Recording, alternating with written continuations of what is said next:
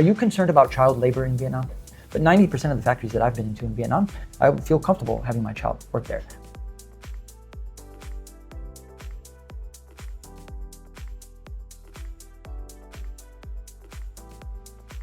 Well, my name is Mike, and I run Kilo NYC and Kilo Tactical, which is sort of its tactical-inspired subdivision.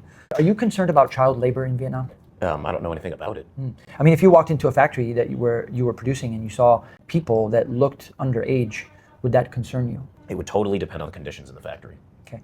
So the conventional thought, especially in Western circles, is that, all children should have the chance to go to school and should not be asked to work until they reach 18. In fact, they should have the opportunity to go to university, and that's kind of like the accepted assumption.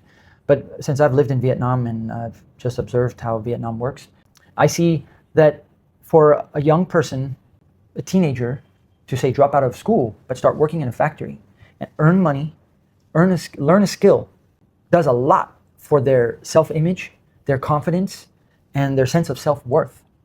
And so I've had a lot of MBA students come over, and I've taken them on tours and stuff, and whenever we talk about this, it's very uncomfortable because it's so ingrained in our Western way of thinking that children should stay in school and go to university, blah, blah, blah. But in these poor countries, if a child has an opportunity to work in a factory, as long as it's not like really terrible conditions, and I would say 90% of the factories in Vietnam are actually good conditions. There are those sweatshops that I wouldn't want my child working in, but 90% of the factories that I've been into in Vietnam, I would feel comfortable having my child work there. Matter of fact, that's how I gauge a factory.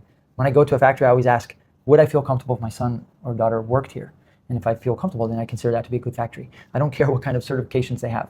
It's just my feeling and what I see in the factory. And then the interesting thing is, if you think back to American way of life and ideals, like in the Midwest on a farm, children at a very young age are encouraged to help the family take care of the animals. So they'll get up early before school, go out, collect the eggs, feed the cows, bale hay or whatever.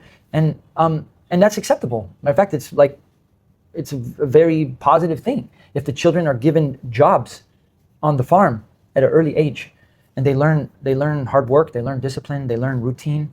And so back to the idea of let's say you're raising a family and money's tight, you can't afford daycare, you can't afford to send them to private schools or whatever. Why not get them involved with what mom and dad are doing and actually teach them skills, teach them how to use a laptop, how to do research online, how to use AI, and actually treat them like a staff and give them work, So thinking outside the box applies not only to, producing in Vietnam, but also to raising a family. It's just sometimes we get so stuck in our box. The box gets smaller and smaller, and then we miss out on opportunities that are actually good solutions or effective. So anyway, that's my perspective on children. Yeah, I agree. You see kids in all kinds of countries helping their parents run a shop. In the U.S., high school kids are at ice cream shops or working some retail.